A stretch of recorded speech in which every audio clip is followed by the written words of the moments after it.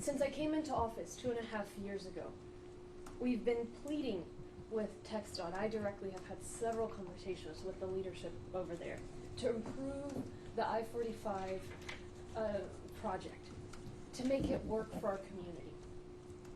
We've done this, I've done this, because as currently designed, the project will not address our traffic problems.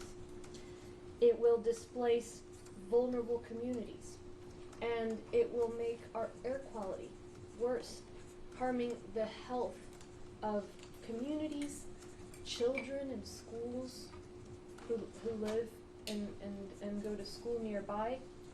And we can do better than the current design.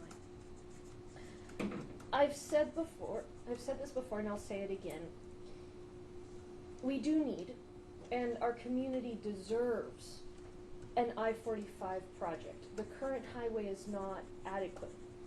But we also need a project that respects the wishes of the community, that is forward-thinking in terms of transportation policy, so we can keep the region competitive. Under law, TxDOT is required to incorporate community input and to incorporate environmental concerns into their design. Unfortunately, after many meetings and conversations and community output and information, those concerns have fallen on deaf ears. That's why the last time we stood here, County Attorney Menifee and I announced a lawsuit against TxDOT, which would require them to take those community concerns and environmental concerns into account. That same day, we received word that the Department of Transportation under the Biden administration was requesting that TxDOT pause the project over civil rights, potential concerns that the Civil Rights Act may have been violated. County Attorney Menifee and I then received word from our communities that TxDOT was moving forward with acquiring properties and with eminent domain to continue the project. And so we reached out to the federal government to clarify, because they had asked TxDOT to pause the project until they reviewed these civil rights concerns. In response, we received a letter from the federal government that we are unveiling today. We're unveiling a letter from the federal government that announces 2 important directives, which have positive impacts on our community and positive impacts on the project. First, the letter we received from the Biden administration makes clear that when they said to TxDOT, pause the project while we review civil rights concerns, they meant pause the project. Second, the letter says that they have also informed TxDOT that the Biden administration shares the concerns we had about TxDOT's lack of engagement with the community violating the National Environmental Protection Act. The federal government asked TxDOT to pause the project over their environmental concerns and for them to review their compliance with the Environmental Protection Act. The message from the Biden administration to TxDOT is very clear.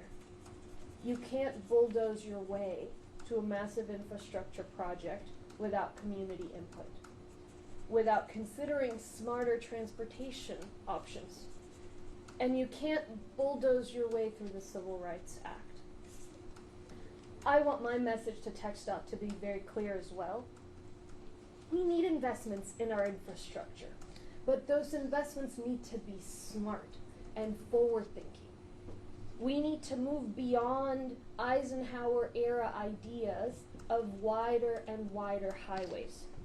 The community deserves, not just because it's required by law, but because it's the right thing to do. The community deserves to have input into a project that will affect them for at least a generation. We can have a region with world-class transportation. We can have a region where people don't have to spend hours in traffic every day just to get to work. We can have a region that doesn't have the highest accident rate in the nation. We can have that, but we need to be able to incorporate innovative plans, to dare think creatively. I continue to be very eager to work with TxDOT. That's why Harris County and Houston have developed alternative designs for the I-45 project. So we're not just saying the community doesn't approve of the current design, but we're presenting a realistic alternative and asking them to meaningfully come to the table and work together with us on a forward-thinking, modern project that will serve the community. I'm glad the federal government is in agreement with us, and I look forward to working with them and to working with the state on a project that's truly deserving of this community.